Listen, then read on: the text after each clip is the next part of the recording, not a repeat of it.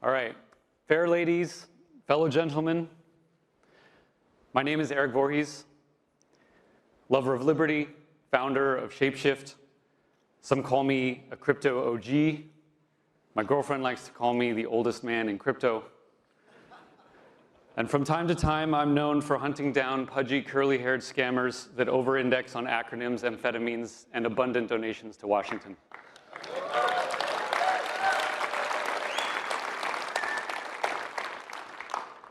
I was asked to give a little talk about why we're here, why we are in this industry, why we are in this place. It's an honor to have this opportunity. But first, I want to gather a little bit of information about you, the audience, and I'll pretend that I can see many of you with these lights on me. Raise your hand if you are here for the free coffee. Oh, someone's lying. Raise your hand if you're here for the Lambos. Unfortunately, you probably won't be getting those this year, but hold on. Raise your hand if you're here because you love banks. No hands. Raise your hand if you're here to get your eyeballs scanned by WorldCoin. Raise your hand if you're here to celebrate KYC or other forms of wholesale spying on innocent people. All right, raise your hand if you're here for a rebellion. All right, there's some hands. That's why I'm here. I'm here for a rebellion. Peaceful, for sure, but no less revolutionary. And as I was working on this speech, I realized that the theme was going to match the name of the event, Permissionless. I love this name. It's one of the best words that captures the essence of our industry. It is radical. It is rebellious, it's non-compliant, it's American. And as the oldest man in crypto, let me remind you that this all began about 15 years ago with the invention of Bitcoin. And why was that moment in time important? Why did it matter back then? Why was Bitcoin interesting? It was interesting because it was permissionless. Bitcoin invented permissionless money. And with the invention of smart contracts on Ethereum a few years later, we had all the tools we needed to build an entirely permissionless financial system. This attribute is revolutionary. And this attribute, more than any other, is the essence of crypto. The attribute is imbued in all good projects in this space. And if something is not permissionless, we should consider it, at best, as a stepping stone to that which is. But isn't it interesting that being permissionless has been so novel and so difficult to achieve? Isn't it interesting that in the realm of money, before crypto, all movement of funds required someone's permission? You may say that cash is permissionless, but not if you're sending it across any distance. Try moving $10,000 across a border, and you will be swiftly reminded of the permissions that are imposed on you. No, cash is not even permissionless, and for all its virtues, it is receding from society. So thank God that a permissionless form of digital money was invented, because it happened just in time. But why does this all matter in the first place? Consider that essentially all action in the economic sphere requires money. And in a world where most people struggle to put food on the table, the economic sphere is literally the arbiter of life or death for billions. Most people don't have the luxury of working toward their passion. They work, they toil, they transact because they need to live. Thus, money is fundamental to our human existence. And because of this, we should care about its quality, we should care about its character, and we should care who controls it. The permission is often subtle, but it is ubiquitous. Every time you pay with your card, you're being granted permission. It appears as though the permission is simply whether you had enough money, but in reality, there's another, much more insidious layer of approval taking place. The bank, the financial institution, the government, numerous parties all along the line, strangers to you, people you will never meet, bless each of your transactions. And you don't notice because permission is usually granted. So long as you behave, citizen, the permission will be there. But if you require permission to spend and to trade, then you require permission to exist. So why do we accept this world in which you are free to transact only on the conditional approval of strangers? This, of course, is not freedom. It is subservience. It is serfdom. And that the chains bear lightly down in most cases should not lull us into forgetting that the chains exist. If they are tolerated, they will become heavier. Let's acknowledge that the laws restricting our affairs grow often and recede only rarely. Consider that the average man of 100 years ago compared to the average man of today, who was more economically free? 120 years ago, there wasn't even an income tax. Things were so radical back then that you were actually permitted to keep what you earned. You could even cross borders without one of those adorable books of stamps we call a passport. It's amazing that society could even exist under that kind of anarchy.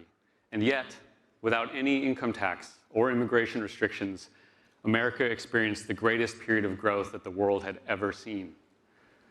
That society in which labor and capital are unpermissioned is the society that tends to grow the fastest. But some men love to plunder. The permission to keep what you earned and to move freely across borders was gradually retracted, wrapped always in appeals to collectivist propaganda like the national interest. Today, across all the taxes that you bear, half of your money is stolen by the state. But the state is just a set of strangers. So half of your money is stolen by a set of strangers. What excuse do you tell yourself to cope with such embarrassment? The permission to build your own life is being withdrawn by those who plunder you and tell you it's for your own good. So what prevents this trend from continuing? What prevents the man of tomorrow from even greater servitude? What force resists an increasingly permissioned existence? We do. We do. You may not realize it, but what we are building is the economic defense of modern society against plunder and restriction by the state. We are saying no to the perpetual encroachment of permissioned existence. It is not the political process, the political circus, that saves us from this phenomenon, for that is the very process which caused it. No. As free men and free women, our salvation is our own responsibility. It is us.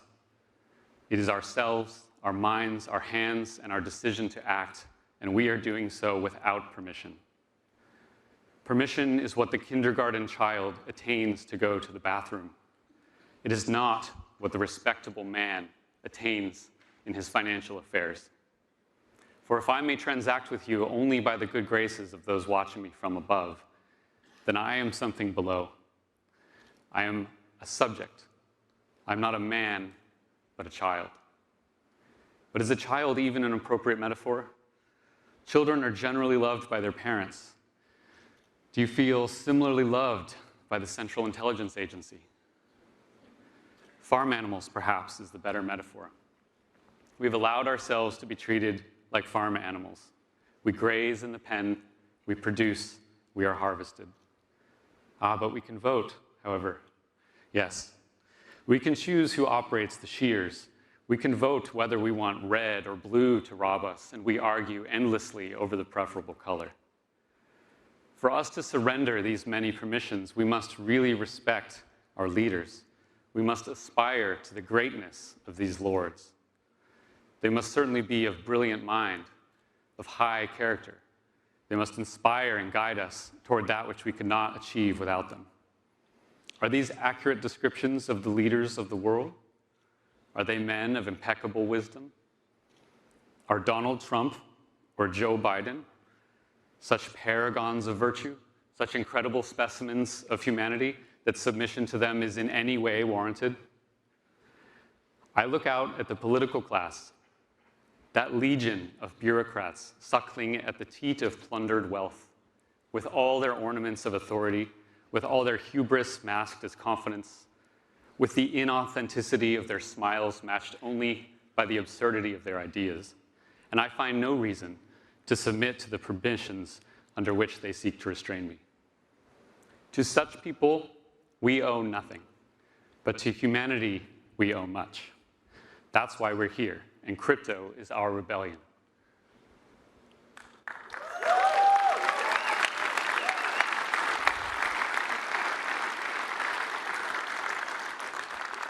Crypto is our rebellion. It is a rebellion against a system that is unworthy of its authority. It's our rebellion against coercion and servitude.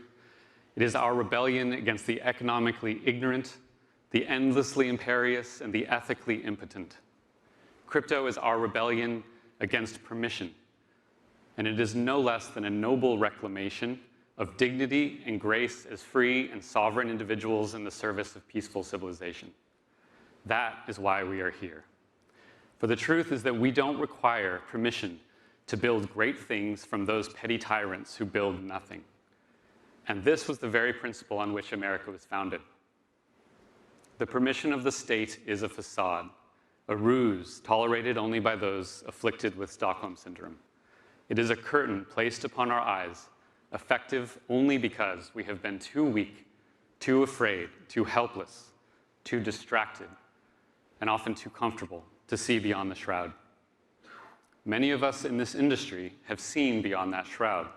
We've seen that Washington is no more necessary for good society today than King George and the English Parliament was 250 years ago. Crypto is a technology of individual freedom and a declaration of financial independence. Crypto is the freedom to act out our own economic interests as free men and free women in a just society. To trade, to exchange, to deal, to build, to barter. We should be optimistic. For what a time to be alive at the dawn of such peaceful revolution, where any two people on earth can trade value without permission. Does that scare you? Or does that thrill you? And yet hubris affects all people. Are we sure that we are not suffering from it? As good skeptics, we should be skeptical, first and foremost, of ourselves and our own assumptions. The question we should always ask ourselves, are we agents of good or of chaos, and how would we know? Are we merely rebellious adolescents, enabling a chaotic world without permission? Are we no more than subversive degenerates, petulant teenagers who, too immature and naive to see the value of order, lash out at its very existence? How can we so irreverently condemn the necessity of compliance, the virtue of permission, the many resplendent wonders of central administration? Do we not care about society? If we have our way, won't bad actors thrive and society degenerate? These are the strongest allegations against us, and yet they are easily defeated. They are defeated upon the recognition that what we seek is not actually freedom from permission and rules per se, but simply a preference for rules which are objective and transparent, rather than the status quo of rules which are subjective and opaque.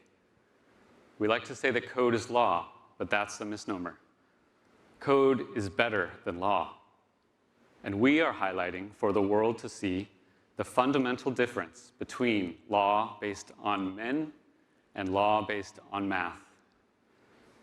Compare a redundantly audited and formally verified smart contract to any embarrassing mess of congressional legislation.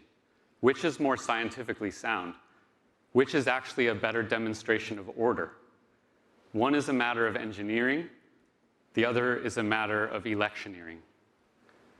Compare a smart contract in which every variable is mathematically defined to the Securities Act of 1933, which has $1,000 an hour lawyers arguing over the degree to which cartoon pictures of bored apes are comparable to Florida orange groves. The absurdity of most financial regulation is plain, and we shouldn't tolerate it. But all of us should desire orderly, objective, transparent markets. And to all the regulators in the audience, before you send me yet another subpoena, consider that this is the common ground we share. We all want rules. We all want rules. Rules are good. And this is the most important point that I'll make today. The traditional financial system is built on the rules of men rather than the rules of math, and society can do better. The rules of men are formed through a political process, which all people acknowledge as fallible and often corrupt. The rules of men rely on highly subjective human language and leave wide areas open for interpretation. When it comes to enforcement of these already squishy rules, nobody can predict a priori which infractions will actually be enforced. Gary Gensler alleges that all tokens are securities. Okay, Gary, why hasn't the SEC enforced against all tokens? The most charitable explanation is that they are under-resourced. Okay, but that still proves the point that financial regulation as it exists today is subjectively and partially enforced. And if we care about orderly markets, how can we respect that? How can we respect that? Compare this to any smart contract, which enforces 100% of the time, and we can all know, a priori, how that enforcement will be executed. Uniswap's enforcement division is never under-resourced, and the rules by which it operates are objective and transparent. We don't have to suffer subjective rules in the realm of finance any longer. But instead of Uniswap winning the Nobel Prize for the development of orderly markets, they are persecuted by the very agency tasked with ensuring orderly markets. So you want to call us agents of chaos? You want to dismiss us as the destructive anarchists? We are the only ones building financial rules that are enforced 100% of the time. Code polices better than police. We desire strong rules in our markets, and any rule which can easily be broken is a weak rule. There is a law that I may not cross a border without declaring $10,000 in my pocket. Interesting. I can so easily violate that law that it's an embarrassment, the very definition of that word. The laws of physics, the laws of mathematics, the laws of code, these laws have meaning. They're powerful. They're consistent. They are worthy of respect. The laws of men, the laws of a DC regulator, they are comparatively pathetic from the perspective of consistent order, and they are an unfit foundation upon which to build civilization into the 21st century. No. Man's law is, at best, highly fallible and porous.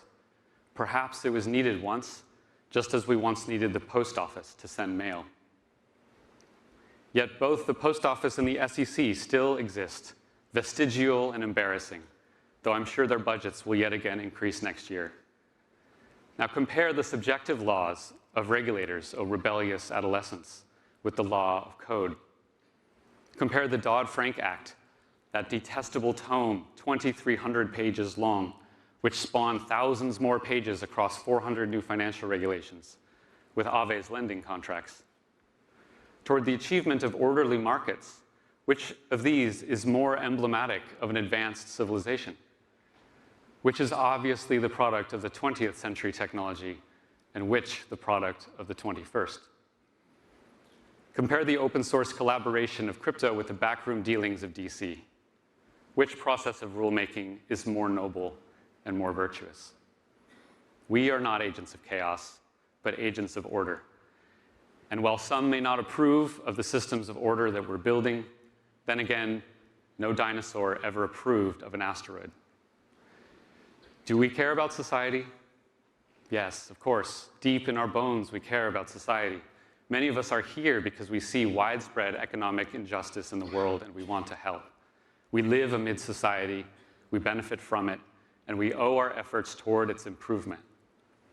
But unlike any politician who mandates compliance with his ideas at the point of a gun, we are here to build peacefully, and we impose on no one. So do not let the status tell you that you do not care about rules or society.